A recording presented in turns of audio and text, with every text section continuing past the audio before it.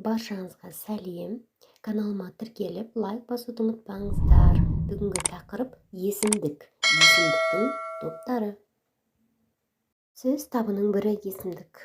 Есім сөздердің зат есім, сын есім, сан есім орнына жүретін сөз табы есімдік деп аталады. Есімдіктер мағынасына қарай 7 топқа бөлінеді. Жіктеу есімдіктері: мен, сен, сіз, ол, біз. Мысалы, біздер, сендер, сіздер, олар. Сілтеу есімдіктері: мынау, бұл, осы, мына, міне, ана, анау, әне, сол, ол, олар, онда, анда, мұнда.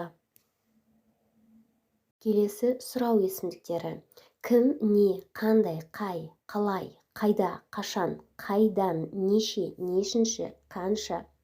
Өздік есімдіктері: өздік есімдіктеріне әртүрлі тұлғадағы өз деген бір ғана сөз жатады. Мысалы, өз, өзім, өзге, өзімнің. Белгісіздік есімдіктері: біреу, бір, қайсы біреу, бірнеше, біраз, әркім, кімде-кім, кейбір, кейбіреу, қайсы бір, әрбір, әлде, әлдекім, әлдеқашан, әлдеқалай, әлденеше.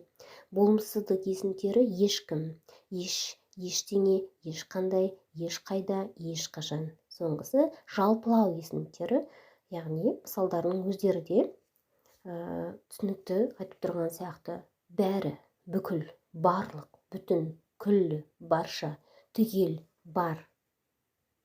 Бүгінге тақырып осы. Пайдалы болды деп үміттенемін. Каналыма тіркеліп қойыңыздар. Сау болыңыздар.